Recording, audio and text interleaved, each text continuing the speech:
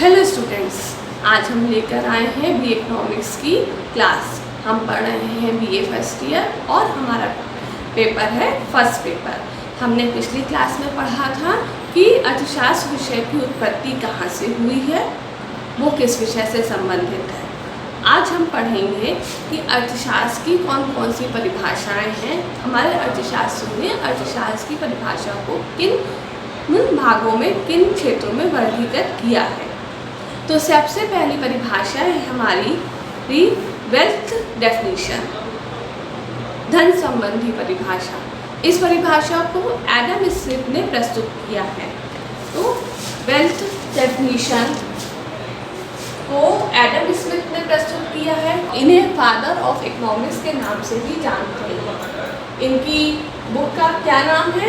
Adam Smith की book का नाम है An Inquiry into the Nature and Causes of Wealth of Nation। हमको ये याद करना बहुत ज़रूरी है। क्यों? क्योंकि ये हमारे फादर ऑफ इकोनॉमिक्स हैं और ये इनकी बुक का नाम है। ये ज़रूर एग्ज़ाम में पूछा जाता है। इन्होंने क्या परिभाषा दी है अर्थशास्त्र की? इन्होंने अर्थशास्त्र को कहा है कि अर्थशास्त्र को धन का विज्ञान माना है। इन्होंने अर्थशास्त्र को धन का विज्ञान माना है। इन्होंने अपनी पुस्तक में यह बताने की कोशिश की है कि अर्थशास्त्र एक ऐसा विषय है जो कि सभी देशों को धन से जुड़ा हुआ है, सभी देशों के धन से जुड़ा हुआ है। इस तरह से देश अपनी संपत्ति या अपने धन को बढ़ाने के लिए हम सभी को धन परिभाषा के रूप में लेकर चलते हैं। एडम स्मिथ ने इस बात का जोर दिया है कि एक राज्य को धन का उत्पादन कैसे करना चाहिए, उसे कैसे बढ़ाना चाहिए, विदेशी धन को कैसे लाया जाए और धन को बढ़ाने के लिए ज़्यादा से ज़्यादा वस्तुओं को निर्यात करें, विदेशी व्यापार करें। तो हमारे विदेशी व्यापार से क्या होगा? फ्लो ऑफ इनकम और फ्लो ऑफ वेल्थ बढ़ेंगी। और फ्लो ऑफ इनकम और फ्लो ऑफ वेल्थ को किस प्रकार से बढ़ाया जाए, एडम स्मिथ ने इस बात का ज़्यादा जोर दिया है। उन्होंने अर्थशास्त्र को पूरा ही धन से संबंधित कर दिया है कि अगर धन नहीं होगा तो हमारा और देश का विकास नहीं हो पाएगा। इसलिए हमें अपने और देश के विकास के लिए धन की आवश्यकता सबसे ज़्यादा ज़रूरी है।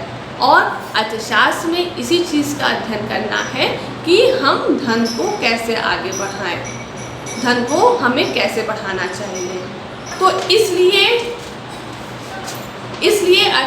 एडम स्मिथ ने जो परिभाषा दी है उसको धन संबंधी परिभाषा के नाम से जाना गया है।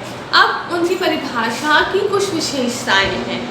क्या विशेषता है, इनके बारे में हम पढ़ते हैं। उन्होंने कहा है कि उनकी परिभाषा केवल भौतिक वस्तुओं को लेकर है कि भौतिक वस्तुएं से ही हमारा और हमारे देश का विकास होएगा। तो भौतिक वस्तुएं कैसे हम उपलब्ध करेंगे?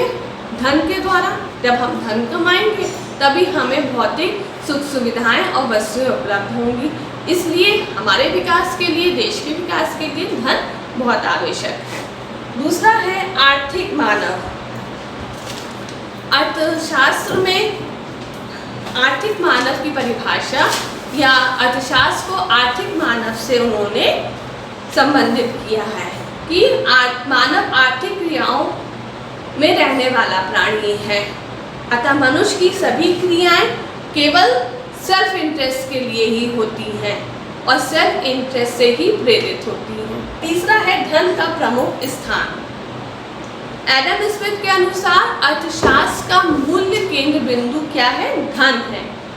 इसलिए जो भी हम भौतिक वस्तुओं प्राप्त करेंगे उसके लिए धन की आवश्यकता होगी और हमें धन ही कमाना चाहिए और धन की ही पूजा करनी चाहिए।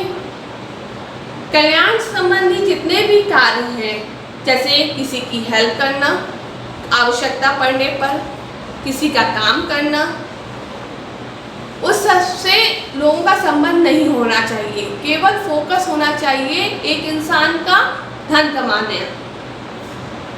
और किसी की हेल्प करना आवश्यकता पड़ने पर या और कोई काम करना, ये सब एडम स्मिथ के अनुसार ये बेकार व्यर्थ के काम हैं। समय का उपयोग केवल धन कमाने के लिए करना चाहिए। और हमारी चौथी उनकी विशेषता है अर्थशास्त्र विज्ञान है। एडम स्मिथ की परिभाषा के अनुसार अर्थशास्त्र को विज्ञान बताया गया है, क्योंकि साइंस में ही प्रयोग होते हैं, एक्सपेरिमेंट होते हैं और एक्सपेरिमेंट पर ही लोग विश्वास करते हैं। उनके अनुसार अर्थशास्त्र का व्यावहारिक प्रयोग संभव नहीं है, कि व्यवहार में अर्थशास्त्र का प्रयोग संभव नहीं है। तो ये एडम स्मिथ की परिभाषा की कुछ विशेषताएं थी। जिस प्रकार से हर चीज़ की विशेषता होती है तो उसकी आलोचना भी होती है। तो एडम स्मिथ ने जब अर्थशास्त्र को धन से जोड़ा तो जो हमारे कुछ अर्थशास्त्री थे उन्होंने इसकी आलोचना भी की है। अब परिभाषा की क्या आलोचनाएं हैं ये हम पढ़ते हैं।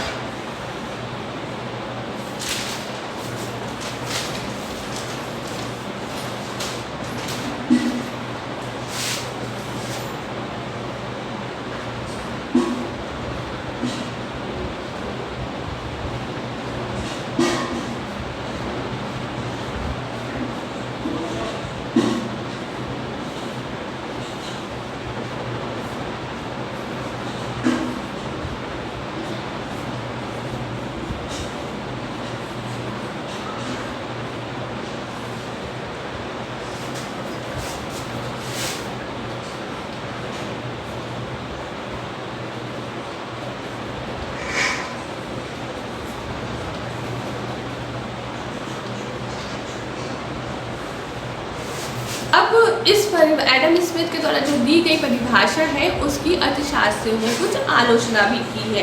कि आलोचना इस चीज़ की है कि अर्थशास्त्र को धन का विज्ञान कहा है उन्होंने। तो हमारे प्रसिद्ध अर्थशास्त्री या हम दार्शनिक भी उनको कहते हैं, रस्किन, क्लाइकल, विलियम मैरिस आदि विज्ञानों ने अर्थशास्त्र को केवल धन से जोड़ने पर निंदा की है। और उन्होंने ये कहा, इस बात की निंदा करते हुए कहा है कि मानव मस्तिष्क को दूषित करने वाला शास्त्र माना है, क्योंकि मानव जीवन को धन के स्थान पर इतनी प्रमुखता मिल जाती है या मिल गई है कि जो मानवता या मानव कल्याण का स्थान समाज में समाप्त हो जाता है। उन्होंने यहाँ तक कि एडम स्मिथ की परिभाषा के बारे में कहा है कि अर्थशास्त्र कुबेर का संदेश, रोटी मक्खन का विज्ञान या दुग्धाई विज्ञान के नाम से उन्होंने अर्थशास्त्र को प्रस्तुत किया है। तो हम देखते हैं कि अर्थशास्त्र की जो परिभाषा एडम स्मिथ ने दी है उसकी क्या आलोचना है। पहली आलोचना है धन पर अत्यधिक बल दिया है। एडम स्मिथ ने अर्थशास्त्र की परिभाषा को धन से जोड़कर उसको उसकी अनुचित प्रधानता देकर मनुष्यों का स्थान उन्होंने गौण कर दिया, क्योंकि उन्होंने आर्थिक मनुष्य की कल्पना की है जो सदैव स्वहित के लिए, अपने हित के लिए और और धन कमाने वाला है। इस प्रकार जो भी हमारे देश में कल्याण संबंधी कार्य होते हैं, धार्मिक भावनाएं, आध्यात्मिक भावनाएं अर्थशास्त्र में सम्मिलित नहीं की जाती है। और इस कथन का अर्थशास्त्र की परिभाषा जो एडम स्मिथ ने दी है कि अर्थशास्त्र धन का विज्ञान है, समाज में इसका बहुत ही बुरा असर पड़ा है कि व्यक्ति अपने परिवार को, रिश्तों को छोड़कर केवल धन कमाने के लिए ही आर्थिक क्रियाएं करेगा।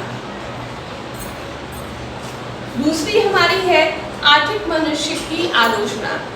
जो एडम स्मिथ ने आर्थिक मनुष्य की व्याख्या की है वो एकदम गलत है कि मनुष्य केवल अपनी आवश्यकताओं की पूर्ति के लिए धन कमाए और धन को ही सर्वोप्रिय रखे। क्या मनुष्य को दूसरों की मदद नहीं करनी चाहिए? अगर हमारे पास धन है लेकिन हमारे पड़ोसियों से संपर्क नहीं होगा तो हमारी आवश्यकता पड़ने पर, ज़रूरत पड़ने पर वो हमारे काम ही नहीं आएंगे अगर हम उनसे नाता नहीं रखेंगे। तो हर जगह धन सर्वोपरि नहीं होता है, धन का महत्व तो हर जगह नहीं होता है। हमारा व्यवहार भी हर जगह मायने रखता है। अगर हम अच्छे व्यवहार नहीं करेंगे लोगों से तो वो हमसे संपर्क नहीं रखेंगे। तो इसलिए जो एडम स्मिथ ने आर्थिक मनुष्य की परिभाषा दी है या आर्थिक मनुष्य को परिभाषित किया है वो एकदम गलत है। और हमारी तीसरा पॉइंट है कि अर्थशास्त्र का क्षेत्र सीमित व संकुचित।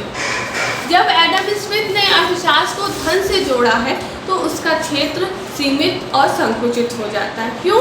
केवल हम धन को ही अपना सब कुछ मान के धन कमाने के लिए ही क्रियाएं करेंगे और धन से हमें अपनी ज़रूरत या आवश्यकताओं की वस्तुएं प्राप्त हो जाएंगी, लेकिन हमारे डॉक्टर, वकील, प्रोफेसर, अभिनेता इनकी सेवाओं को परिभाषा से बाहर कर दिया गया है। इसलिए यह परिभाषा जो एडम स्मिथ ने दी है वो बहुत ही अनुचित और संकुचित है।